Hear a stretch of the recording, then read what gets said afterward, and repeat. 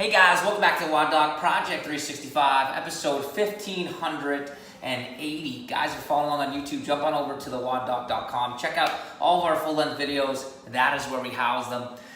Today is answering a question of one of the followers out there posted a question towards me. He said they had a hard time getting up to the wall to do handstands. The question came in and we went back and forth a couple times and said, hey, listen, are you able to hold a handstand? Are you able to hold a press, overhead press, while you're in that handstand position? They said yes, they just have trouble getting to the wall. Sent the video back and forth, and this is basically what we saw. We saw a person that was able to press here, but wasn't able to get up into this position, right?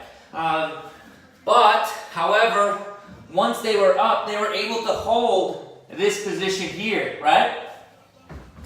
So we need to work on some transition patterns. And the easiest one to start out, I don't have a box in the office here, but I do have a chair. The easiest one to start out is exactly like any other transition for doing a handstand push-up. We're going to get ourselves up onto a chair. We're going to get ourselves into a pike position. Put our hands like we would for any handstand push-up. Try to get our butt as high up into the air while on our knees and get ourselves into a position that looks like this. And it's building confidence with stacking our hands over top of our shoulders and our head in between the hole, right?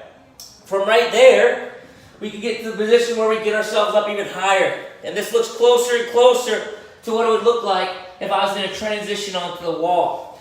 Now the kick-up portion a lot of times has to do with, one, fear of the movement, and two, a general weakness with that shoulder range of motion, right? So there's a weak vector, so to speak, in that. And weak going into that external rotation, flex position. So you can put the box nice and close to the wall, practice our pike position, and then from there shorten the arc, right? So going from a position from right here to here is much farther than going from a position that starts out,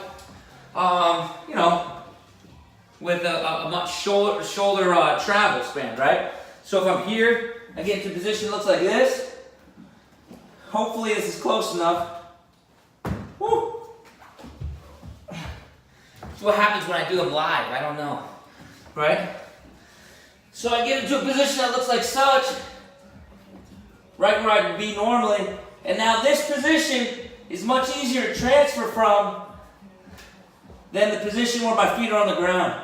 So I'm vertical, and I can do my little kick from right there. So it's not a perfect fix, and there's many additional transitions you can do from there. But hopefully that gives you the idea of what we're thinking. That position where, if this is the ground, this is my body, where I need to kick all the way up from 0 to 90. If I could shorten that from 45 to 90, it's going to be that much easier and that much less of a load on my shoulders. So try that out. Questions, comments, post below. Otherwise, guys, we're here each and every day optimizing function to optimize performance.